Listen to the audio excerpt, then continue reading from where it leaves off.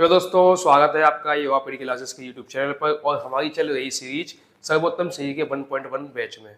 ठीक है, तो अभी तक हमने स्वर को पूरी तरह से पढ़ लिया था कि भाई स्वर होते कैसे हैं, कैसे बनते हैं, कितने होते हैं, किस प्रकार से बोले जाते हैं, इनका उच्चारण क्या होता है, कि इनकी बोलने के आधार पर आकृति, मुख की आकृति वगैरह वगैरह कैसी होती है और किन किन चिन्हों के साथ इनका उपयोग किया जाता है। इस प्रकार से हमने स्वर को तो अच्छे से पढ़ लिया था।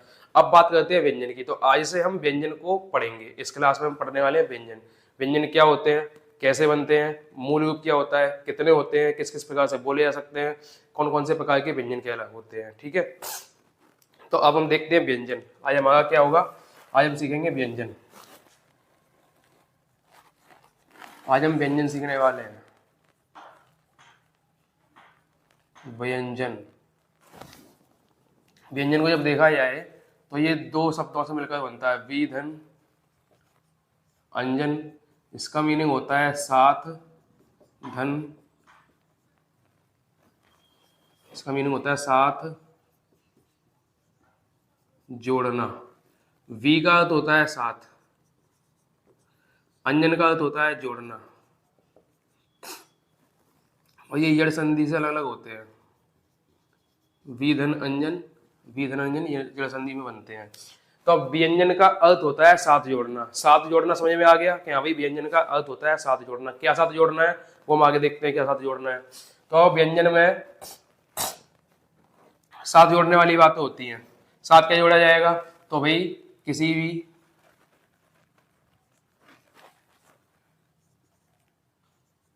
व्यंजन वर्ण के साथ स्वर को जोड़ा जाएगा। जब ऐसा होगा तभी व्यंजन पूरा होगा, नहीं तो व्यंजन पूरा नहीं होगा। ध्यान रखना है, व्यंजन वर्ण जितने भी होंगे उन सभी के साथ में किसको जोड़ा जाएगा, स्वर को जोड़ा जाएगा। स्वर जोड़ते ही व्यंजन पूरा होगा। अगर स्वर नहीं जोड़ा तो व्यंजन व्यंजन अपने आप में आता है। ठीक है, इसकी परिभाषा देख लो भाई। पहला कि व्यंजन को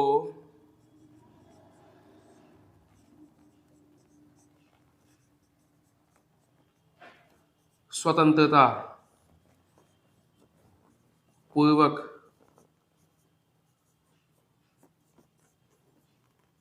उच्चारित नहीं किया जा सकता। दूसरा,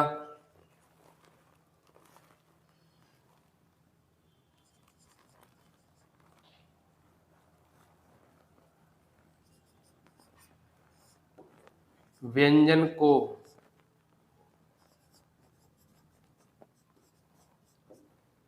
उच्चारित करने के लिए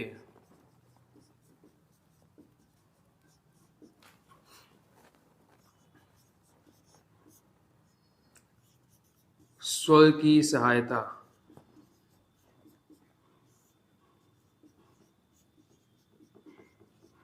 ली जाती है। व्यंजन को अगर आपको बोलना है तो स्वर की सहायता से ही बोले जाएंगे। अगर स्वर नहीं होगा तो व्यंजन बोलना असंभव हो जाता है, मतलब मुश्किल हो जाता है। तीसरा, व्यंजन मूल रूप में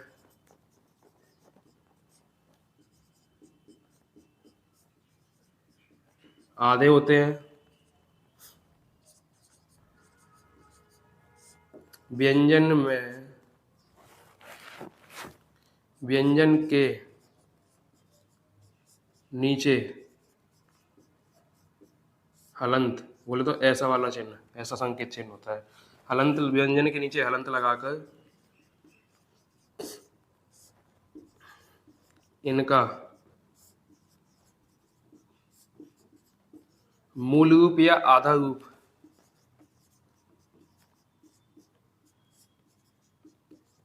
दर्शाया जाता है। ठीक है, अगला,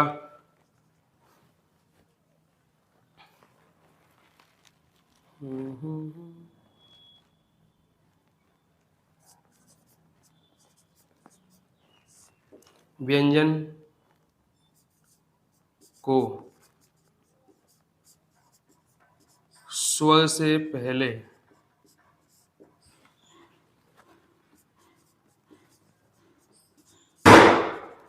लिखा जाता है। व्यंजन को हमेशा स्वर से पहले लिखा जाता है।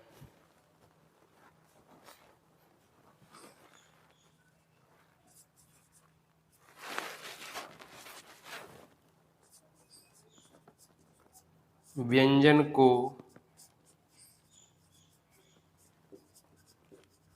पूर्ण रूप में लिखने के लिए उसमें स्वर जोड़ा जाता है।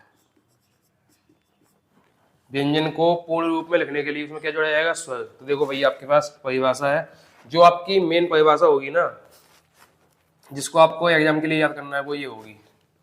व्यंजन को स्वतंत्रता पूर्वक उच्चारित नहीं किया जा सकता। दूसरा, व्यंजन को उच्चारित करने के लिए स्वर की सहायता लेनी पड़ेगी। ठीक है, ये जो दो लाइन है, ये दो परिभाषाएं आपको पेपर में परीक्षा में देखने को मिलेंगी। बाकी ये चार परिभाषाएं हैं, चार लाइन है, वो आपकी जानकारी के लिए है कि व्यंजन का कैसे कैसे पहचानेंगे।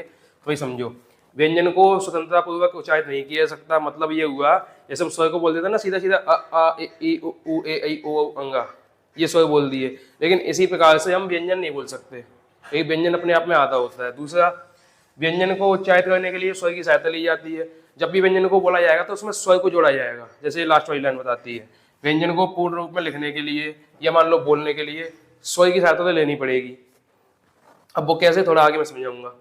तो आता है व्यंजन मूल रूप में आधे होते हैं, मतलब अगर व्यंजन की बात की है तो अपने आप में तो ये आधे होते हैं, इनका मूल रूप आधा ही होता है, कभी ये पूरे नहीं होते, स्वर को मिलाकर पूरा किया जाएगा। तीसरा, व्यंजन के नीचे हलंत लगाकर इनका मूल रूप दर्शाया जाता है। जब आपको पता करना हो कि व्यंजन अभी आधा है या नहीं, या मूल रूप में है या नहीं, तो व्यंजन के नीचे हलंत लगा दो। क्या लगा दो? हलंत लगा दो, पता लग जाएगा हाँ ये आधा रूप है। अब जब हलंत नहीं है तो फिर उसमें स्वर को जोड़ दिया गया है, इसलिए हलंत नहीं है। जब उसमें हलंत नहीं है मतलब वो पूर्ण रूप में, और पूर्ण रूप में कब होगा? जब स्वर को जोड़ा जाएगा, और नहीं तो हलंत लगाया तो आधा है और मूल रूप में है। व्यंजन को स्वर से पहले लिखा जाता है। जब भी स्वर लिखा जाएगा उससे पहले व्यंजन लिखा जाएगा, या मान लो व्यंजन के बाद स्वर लिखा जाएगा।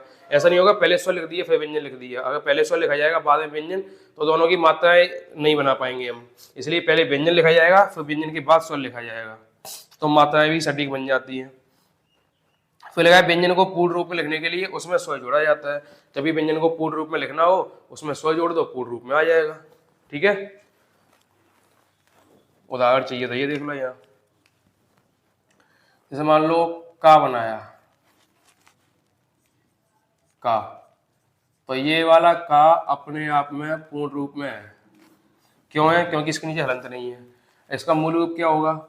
ये का लिखा, ये लगा दिया हलंत, तो ये मूल रूप हो गया व्यंजन का। या मान लो ये आधा व्यंजन हो गया, आधा वर्ण या अक्षर हो गया। ठीक है, अब इसको पूर्ण रूप कैसे किया जाए? तो का में कोई भी मात्रा जोड़ दो, आ जोड़ दो, इस हलंत वाले का में ई जोड़ दो, इस हलंत वाले का में ओ जोड़ दो। जो भी आपको जोड़ना हो कोई भी मात्रा आप जोड़ सकते हो। जोड़ना मात्रा ही है, ऐसा नहीं कि इसको स्वर को ढाके जोड़ दिए। स्वर की जो मात्रा है उनको जोड़ा जाता है। का में क्या होगा? आ जोड़ के का पूरा हो जाएगा, ई जोड़ के का पे छोटी की मात्रा आ जाएगी, और ओ जोड़ के का पे ओ ओखली की मात्रा आ जाएगी। इस रूप से ये कहलाते हैं पूर्ण रूप।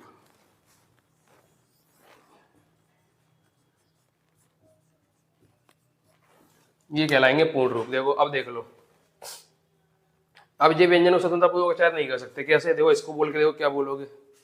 इसको पूरा नहीं पढ़ना है, आधा पढ़ना है। क क क क क क कठिन होता है बोलना। क व्यंजन को उच्चारित करने के लिए स्वर की सहायता लेनी पड़ेगी। स्वर की सहायता ले ली, का बोल दो सीधा सीधा का, कोई समस्या तो नहीं है। का व्यंजन मूल रूप में आधे होते हैं, ये मूल रूप है इनका, ये मूल रूप, ये मूल रूप है इनका। कैसे होते हैं? आधे होते हैं। व्यंजन के नीचे हलंत लगाकर इनका मूल रूप दर्शाया जाता है। जब हमको मूल रूप का पता करना हो कि अपने मूल रूप में है या नहीं, तो उनके नीचे क्या लगाते हैं? हलंत लगाते हैं। ये देखो, जिस जिस व्यंजन के नीचे हलंत लगा होगा उस व्यंजन को देखा जाए तो वो अपने आप में आधा होगा। ठीक है, कभी भी पूरा नहीं होता, हलंत लगाकर आधा हो जाता है। व्यंजन को स्वर से पहले लिखा जाता है।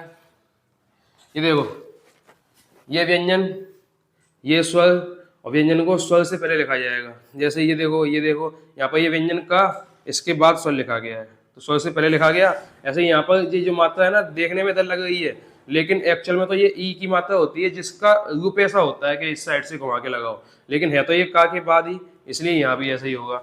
व्यंजन को स्वर से पहले लिखा जाएगा या स्वर को व्यंजन के बाद लिखा जाएगा, ऐसा यहाँ से हो जाएगा।